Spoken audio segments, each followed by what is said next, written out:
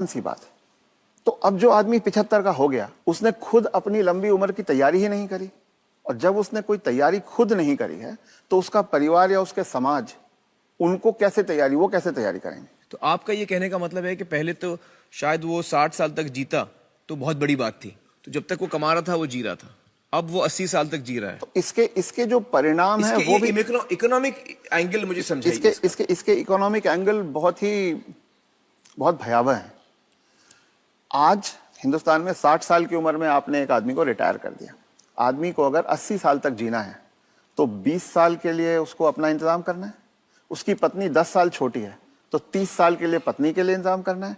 औरतें आमतौर पे 5 से 7 साल ज्यादा जीती हैं, तो 35 साल के लिए उसे अपनी पत्नी के लिए फाइनेंशियल इंतजाम करना है और 20 साल के लिए खुद के लिए इंतजाम करना है। आज के इन्फ्लेशन में, आज की महंगाई में कितना भी पैसा आप एक जगह रख दीजिए, क्या वो 35 साल तक खींच सकता है? ये प्रैक्टिकल नहीं है।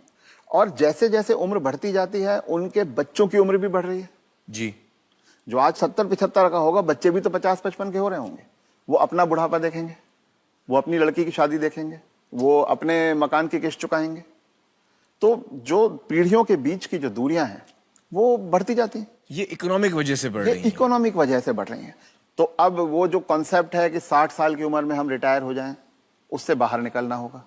जब तक शरीर साथ देता है काम करते रहना है और 2 पैसे कमाते रहना है जी। कुछ करके किसी तरह से अपनी आर्थिक स्वतंत्रता को कायम रखना चाहिए, जितने ज्यादा से ज्यादा समय तक हम रख सकते हैं। अपने आप को वोकल रखना भी बहुत ज्यादा जरूरी है। अगर मेरी परवाह मेरे परिवार वाले नहीं कर रहे हैं और अगर अड़ोसी पड़ोसी इस बात को जान जाएं तो कोई भी बुजुर्ग कभी भी किसी परेशानी का सामना नहीं करता, क्योंकि तो चुप ना रहें। चुप रथ ना साहब रहें। ये कह रहे हैं कि चुप ना रहें। अगर आपके बच्चे आपके साथ व्यवहार ठीक नहीं कर रहे हैं सबको बताएं। तो आप सबको बताएं। जी।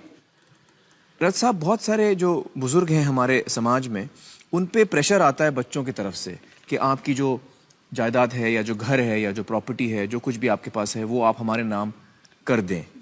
इस पे आप कुछ टिप्पणी देना चाहेंगे?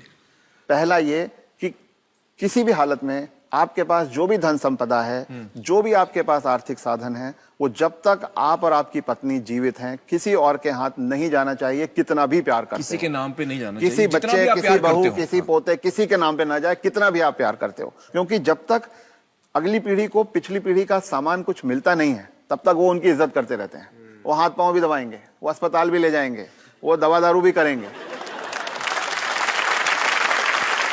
और वो ही माँ बाप सबसे ज्यादा सफर करते हैं जो अपने प्यार के कारण उमड़ते चले जाते हैं।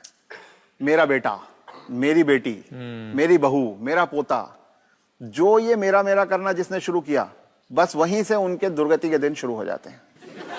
इसलिए सबको ये ध्यान रखना चाहिए कि कुछ भी हो जाए, कोई प्रलोभन आए, कोई इमोशनल ब्लैकमेल हो, कुछ हो, उन्हें अपने पास अपनी चीज को रखना चाहिए। अपने बच्चों से शेयर करें तो अपनी मन की खुशी को शेयर करें, अपने पैसे को शेयर ना करें। जी बिल्कुल।